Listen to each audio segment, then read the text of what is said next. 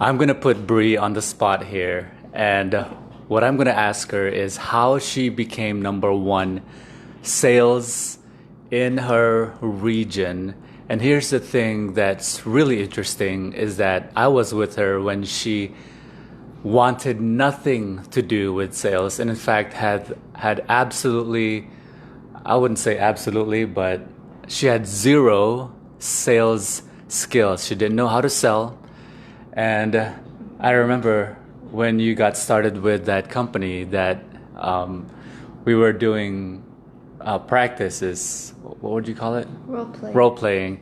We were role playing because she was so nervous on her new job as a sales in sales, and she had the script and everything, and she really didn't know anything, and it took her a long time. And can you tell us the struggle that that you had in the beginning? I know you struggled for a long time, and then at certain point you just it clicked, Yeah. and you got really good at sales. In fact, you got number one in your region, right? Yeah. I think what helped me, well, I was afraid of being like pushy and salesy and Yeah. forcing people. If they say no, I don't want to force anyone to do anything that they don't want. And then you taught me to look at it from a different perspective, Yeah.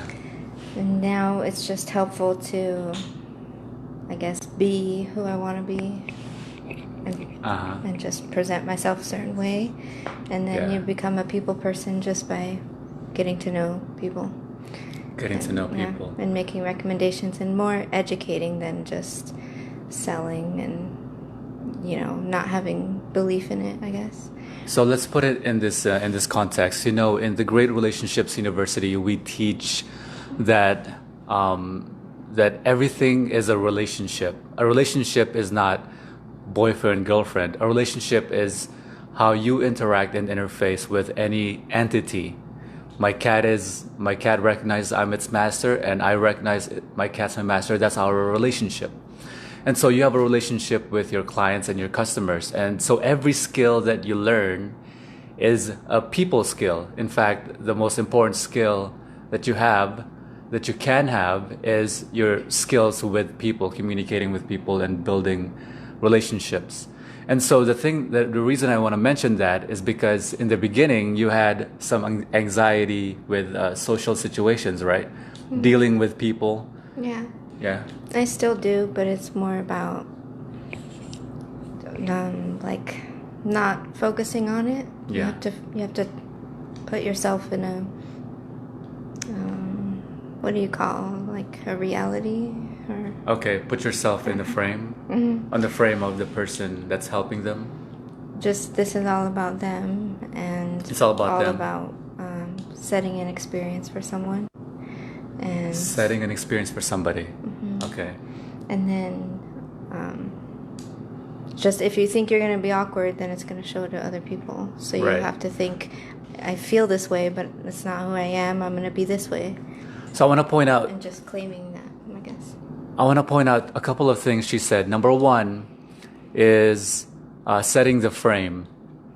And setting the frame is when in sales, you know how we teach in Great Relationships University that that sales is one of the four categories of influence. The first influence is one-to-one communication. The second influence is one-to-many communication.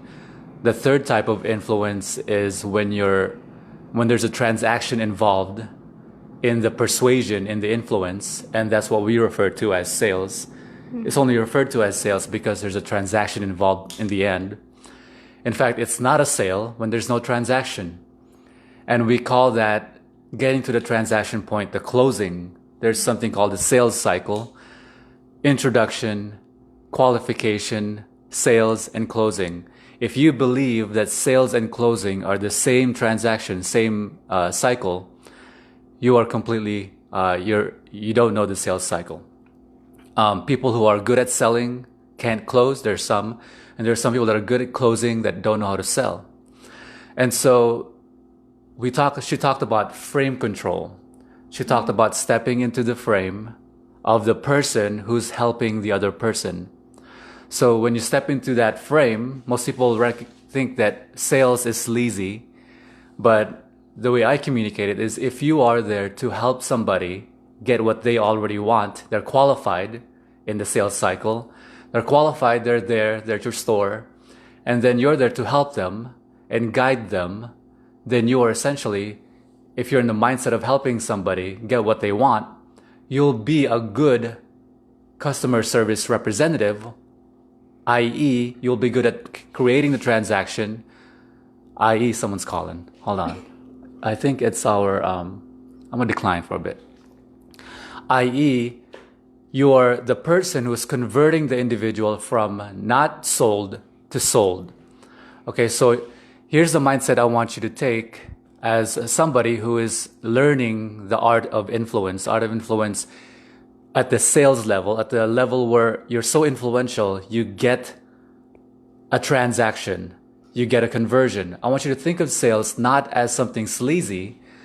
I want you to think of sales as influence, and you influence someone enough, you get a conversion. You are a conversion professional. That's gotta be our glass person. So can you talk about more skills that you learned from Great Relationships University that you applied so you can, that got you to become number one sales in your region?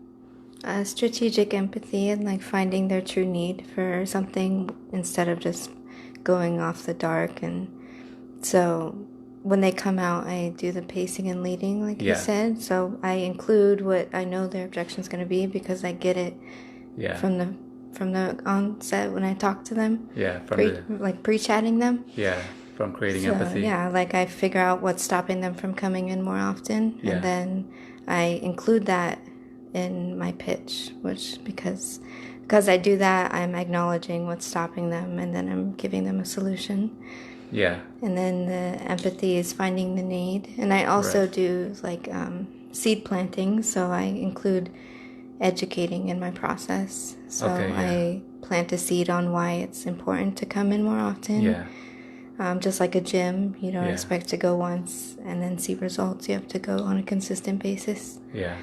And then, when it's an education, when they feel like they're not pressured and they're just being given options, then they realize that it's just something, an opportunity, not like something that they're being pressured to do. Exactly. So you might think this is all skills that you can't apply to anything else if you're not in sales. But what she just mentioned, seed planting, we call in regular communication, we call it embedded commands. When you embed a command, you're embedding a command. For example, she's saying that you might want to set up for a monthly, and here's why: the glass doctor's coming. So anyways, we're going to cut this off. Anything else you want to add? Because our glass person is here. Someone fixing our windshield. Body language plays a part too. Because people in psychology decide if they're going to like you, like in a certain time frame from meeting you. So we refer to that as the like bias. So we're going to end this. What would you recommend for somebody that wants to learn how to influence people, and someone wants to learn how to become